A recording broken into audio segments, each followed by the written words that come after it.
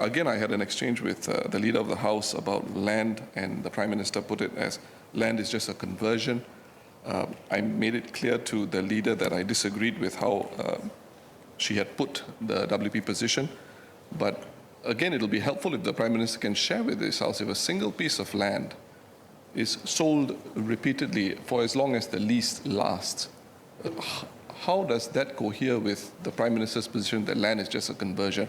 I think the Prime Minister will be right if we're talking about freehold land, but this is leasehold. So if the Prime Minister could explain, I'll be grateful. And if it means that we have to finesse or we have to correct ourselves, I don't think the WP will have a difficulty in doing that. Land.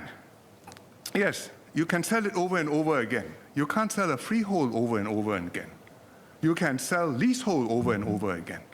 So if you sell a 30-year leasehold, I can sell the first 30 years now. I can sell another 30 years. I can't sell it. If I sell it now, I'll get very little money. I can sell it at the end of the first 30 years. I can sell another 30 years. At the end of that 30 years, I can sell, yes, another 30 years, and so on forever. So does that mean the leasehold is worth $1 plus $1 plus $1 plus $1 plus $1 forever? No. There's such a thing called an interest rate, a discount rate. And if you add all those payments together and discount them, you get the price of the land for freehold, at least in principle. And so if you sell the freehold land, it's one price. If you sell the 30-year lease, it's another price, it's shorter. But you're only selling that 30 years. And you get, in 30 years' time, you'll have the chance of selling it again and again. And if you add up all those 30-year lease earnings, well, that should get you the freehold value. So if you sell the land once and you want to spend the money now, you're actually saying, I used to own this land, I rent it out, I collect rent every month or every year. Over the next 30 years, I will collect rent every month. I can spend it every month. But now I sell the land, I collect 30 years of lease premium upfront, I spend it today. You are cheating. You can spend it over the next 30 years, as Ms. Hazel Pua suggests, is not an unthinkable proposition.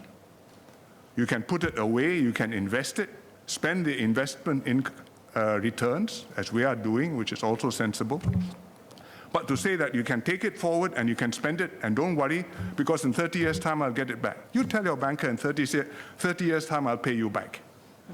Same dollar. I borrow $1 from you, in 30 years' time I'll give you back the hong pao. And see what he says to you. Mr. Speaker, with regard to the land point that the Prime Minister was referring to, I think the issue here is at the end of the 30-year lease, the money has to go back into the reserves once the land is sold. So it's the same piece of land that is sold. Every time it is sold, the land sale receipts go into the reserves. That's the only point I'm seeking confirmation from the Prime Minister.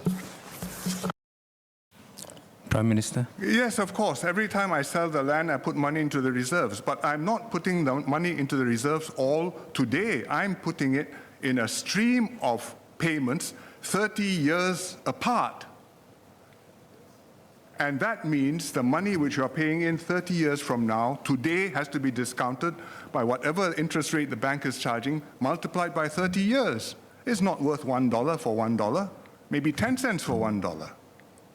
And the next one after that, maybe 1 cent for $1. And the series converges.